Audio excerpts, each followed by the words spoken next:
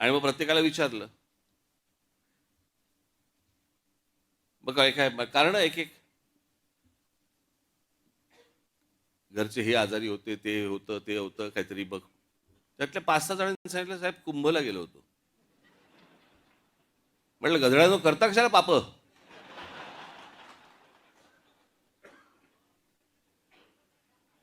बरं मी हेही विचारलं, आल्यावरती आंघोळ केलीच ना.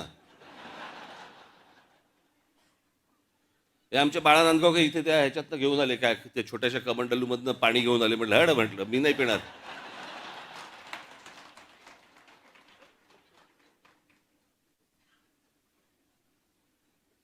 अहो मला सांगा, आता तो सोशल मीडिया आल्या पूर्वीच्या काळात ठीक होतं.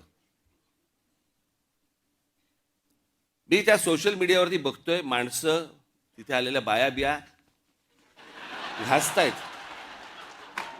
हं? आणि बाळा नांदगावकर साहेब गंगेचं पाणी. कोण पिईल ते पाणी. चला आत्ताच करोना गेलाय, कोणाला त्याच्याशी काही देणं घेणं नाही. 2 वर्ष झाले तोंडाला फडकी बांधून फिरले आणि तिकडे जाऊन जाऊन आंघोळ करतायत.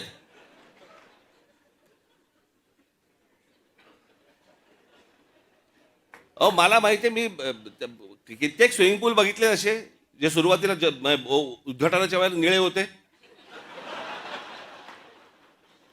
हळूहळू हिरवे हिरवे व्हायला लागले.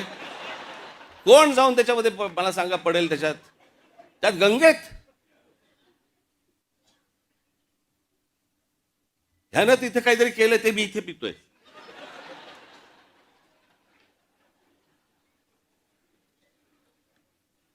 श्रद्धेला पण काय अर्थ आहे की नाही.